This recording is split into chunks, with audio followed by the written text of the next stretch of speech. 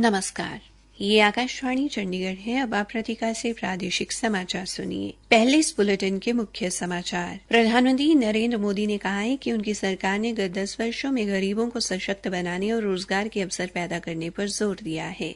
हरियाणा में आज मतदाता जागरूकता को लेकर विभिन्न जिलों में वॉकेथॉन का आयोजन किया गया। मुख्य निर्वाचन अधिकारी अनुराग अग्रवाल ने सभी नागरिकों से मतदान की अपील की। केंद्रीय गृहमंत्री अमित शाह इस महीने की 16 तारीख को गुरुग्राम एवं 17 को करनाल और रोहतक में जनसभा को संबोधित करेंगे। हरियाणा विद्यालय शिक्षा बोर्ड ने 10वीं कक्षा का परिणाम घोषित किया और भिवानी के चिड़ियाघर में पक्षियों व जानवरों को भीषण गर्मी से बचाने के लिए व्यापक प्रबंध किए गए। अब समाचार विस्तार से। प्रधानमंत्री और भारतीय जनता पार्टी के वरिष्ठ नेता नरेंद्र मोदी ने कहा कि उनकी सरकार ने पिछले 10 वर्षों में गरीबों को सशक्त बनाने और उनके लिए रोजगार के अवसर उपलब्ध कराने पर जोर दिया है। एक अंग्रेजी समाचार पत्र को दिए साक्षात्कार में श्री मोदी ने कहा कि भारत ने दुनिया को दिखाया है कि प्रत्येक नागरिक को सशक्त बनाना और उनकी सफलता के लिए आवश्यक संसाधन उपलब्ध कराना ही वास्तविक प्रगति है। उन्होंने कहा कि पिछले 10 वर्षों में 25 करोड़ लोग गरीबी से बाहर आए हैं। श्री मोदी ने कहा कि भारत की बेरोजगारी दर दुनिया में सबसे कम है। उन्होंने कहा कि करोड़ों लोगों ने पहली बार व्यवसाय शुरू करने के लिए मुद्रा ऋण का फायदा उठाया है। श्री मोदी ने कहा कि उनकी सरकार ने औसत महंगाई दर को पिछले 1 दशक में न्यूनतम स्तर पर रखा है। श्री मोदी ने कहा कि उनकी सरकार ने अगले 25 वर्षों के लिए एक मजबूत अर्थव्यवस्था का निर्माण किया है। हरियाणा में आज मतदाता जागरूकता को लेकर विभिन्न जिलों में वॉकेथॉन का आयोजन किया गया। पंचकूला के यवनिका पार्क में आयोजित वॉकेथॉन को मुख्य कार्यकारी अधिकारी अनुराग अग्रवाल और अतिरिक्त मुख्य निर्वाचन अधिकारी हेमा शर्मा ने झंडी दिखाकर रवाना किया। इस अवसर पर उन्होंने लोगों से निर्वाचन कार्यालय द्वारा दिए गए निमंत्रण पत्र के माध्यम से लोकसभा चुनाव में अपनी भागीदारी सुनिश्चित करने का अनुरोध किया और मतदाताओं को वोट डालने की शपथ दिलाई। इस अवसर पर मुख्य निर्वाचन अधिकारी ने मतदान के लिए जागरूक करने वाले विभिन्न स्वयंसेवी संगठनों को स्मृति चिन्ह भेंट कर सम्मानित किया। इस अवसर पर मतदान प्रतिशत बढ़ाने के लिए जारी की गई वोटर क्यू ऐप और दिव्यांग मतदाताओं व 85 वर्ष से अधिक आयु के मतदाताओं के लिए पहली बार घर से ही अपने वोट का प्रयोग करने की दी गई सुविधा का जिक्र करते हुए श्री अग्रवाल ने कहा,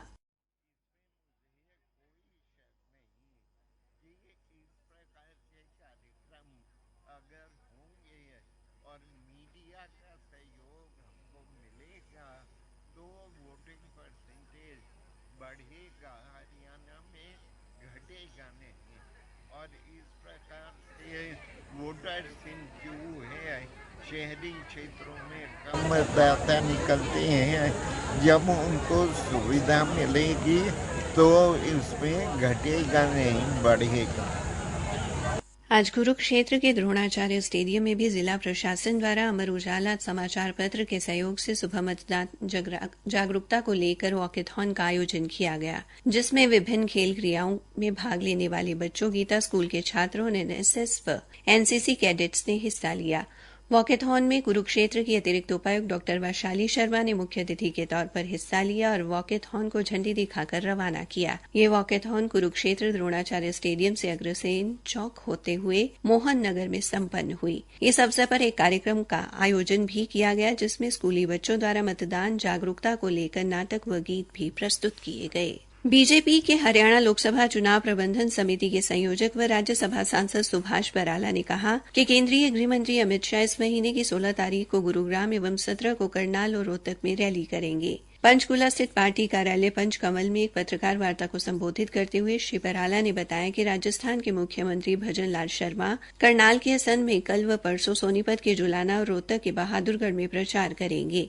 इसके अलावा उत्तराखंड और मध्य प्रदेश के मुख्यमंत्री भी हरियाणा में प्रचार करेंगे। उन्होंने कहा कि प्रधानमंत्री के कार्यक्रम को लेकर भी केंद्रीय नेतृत्व से बात की गई है। प्रधानमंत्री की 3 से 4 जनसभाएं होने की उम्मीद है। सरकार के अल्पमत में होने के प्रश्न पर श्री बराला ने कहा कि विधायकों के समर्थन की चिट्ठी न तो हुड्डा और न ही दुष्यंत चौटाला ने राज्यपाल को सौंपी है। सरकार अपने 5 साल पूरे करेगी। जिस दिन बहुमत साबित करने का मौका आएगा, सरकार बहुमत हासिल करेगी। प्रादेशिक समाचार आकाशवाणी चंडीगढ़ से प्रसारित किए जा रहे हैं।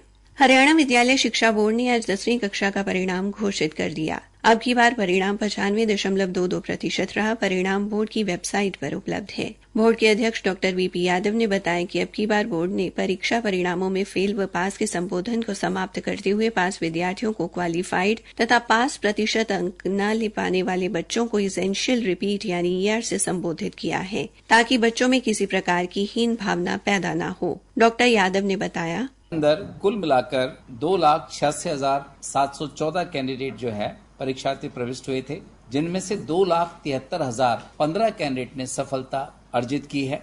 इसमें एक बात बताना चाहूंगा कि इस बार का जो परीक्षा परिणाम है वो 95.22% रहा है।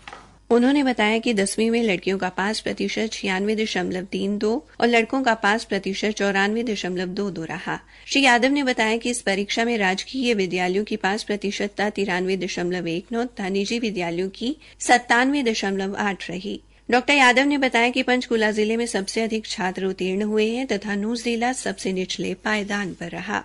भिवानी के चौधरी सुरेंद्र सिंह मेमोरियल लघु चिड़ियाघर में पक्षियों व जानवरों को भीषण गर्मी से बचाने के लिए व्यापक प्रबंध किए गए हैं। चिड़ियाघर के प्रभारी वन्य जीव रक्षक सोमवीर ने बताया कि चिड़ियाघर में पानी की समुचित व्यवस्था की जा रही है, ताकि चिड़ियाघर के पशु व पक्षी लू व गर्मी से बचे रहें। उन्होंने बताया कि चिड़ियाघर में 2 शेर, 1 शेरनी तथा उसके 6.5 माह के 2 बच्चे हैं, जिन्हें गर्मी की मार से बचाने के लिए कूलर लगाया गया है। उनके नहाने के लिए पत्थर के कुंड में पानी की व्यवस्था की गई है।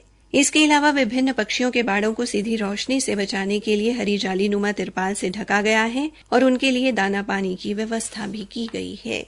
आज बल्लभगढ़ विधानसभा क्षेत्र में निवर्तमान पार्षद श्रीमती सविता राकेश गुर्जर द्वारा भारतीय जनता पार्टी के प्रत्याशी कृष्णपाल गुर्जर के पक्ष में बाइक रैली का आयोजन किया गया। हरियाणा के उद्योग मंत्री मूलचंद शर्मा व शिक्षा मंत्री श्रीमती सीमा त्रिखा भी रैली में उपस्थित रही। इस अवसर पर बीजेपी प्रत्याशी कृष्णपाल गुर्जर ने केंद्र सरकार द्वारा चलाई जा रही योजनाओं का उल्लेख किया।